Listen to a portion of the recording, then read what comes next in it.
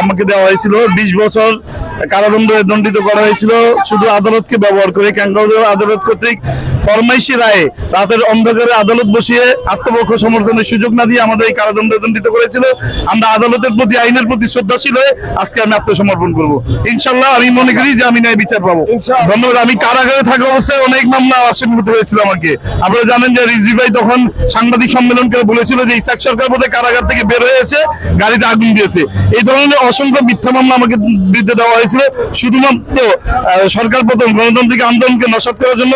এই গায়েবী মামলা আপনারা দেখেছেন যে গায়েবী মামলা অসংখ্য মানুষদেরকে দেওয়া হয়েছিল, অসংখ্য নেতাকর্মী সাধারণ জনগণকে পর্যন্ত দিয়ে হয়রানি করা হয়েছিল। আমরা মনে করি বর্তমান এই ফ্যাসিবাদ সরকারের উৎখাত হয়েছে, একটি গণতান্ত্রিক সরকার এদেশে ইনশাল্লাহ প্রতিষ্ঠিত হবে জনগণের ভোটের মাধ্যমে। আমরা ইনশাল্লাহ সকলে ন্যায় বিচার পাবো। আমি শুধু বিএনপি করি, এই অপরাধে আমার ব্যক্তিগত আর কোনো অন্য কোনো মামলা নাই। ফ্যাসিবাদের দায়েরকৃত আমার এবং আমার পরিবারের পর 550 শতাধিক মামলা, মিথ্যা মামলা দায়ের করা হয়েছিল বিভিন্ন মেয়াদে।